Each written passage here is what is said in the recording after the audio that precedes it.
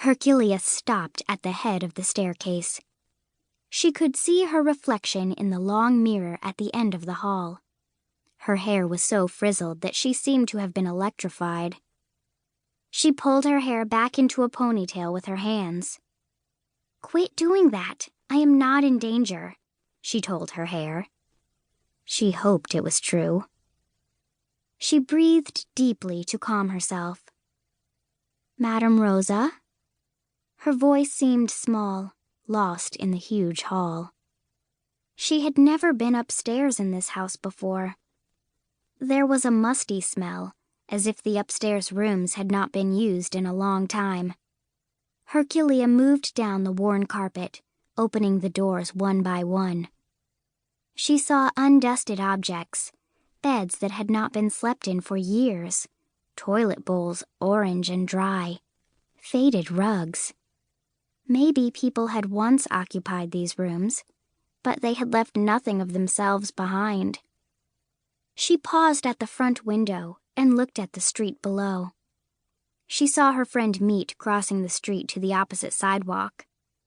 Meat was one of the people who crossed to avoid Taro's cries of "Beware."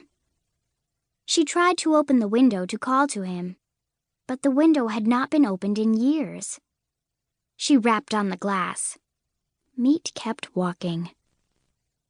The night before, she and Meat had talked on the phone about their English assignment. "Have you done yours yet, Meat? The assignment where we have to tell who we are in at least 50 words or more? I can't seem to get started."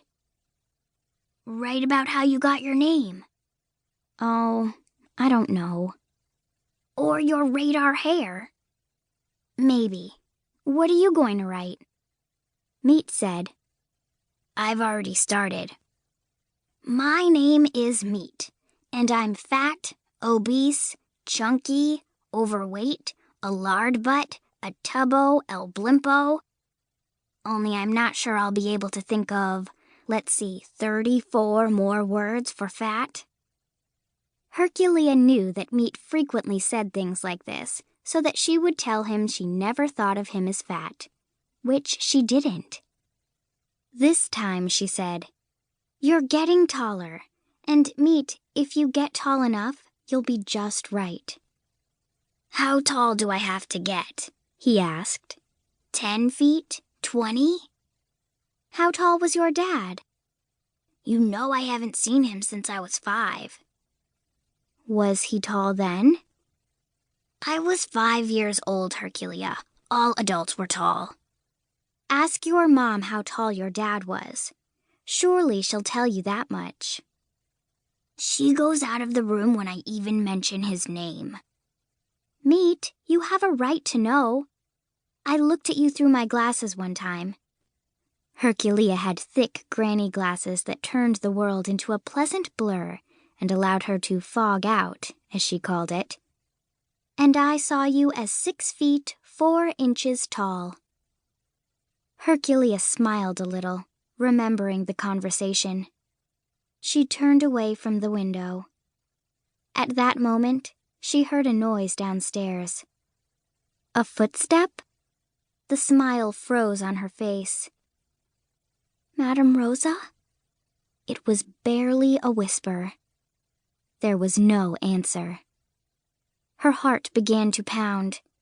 There was someone else in the house. "Beware! Beware!" the parrot screeched below. The parrot never said that to Madam Rosa, only when he saw a stranger.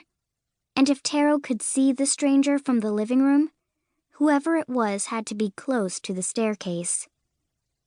She glanced around her. Here, at the far end of the hall, she was trapped. If someone came up the stairs, the only place she could go was into one of the musty bedrooms. Then she would really be trapped.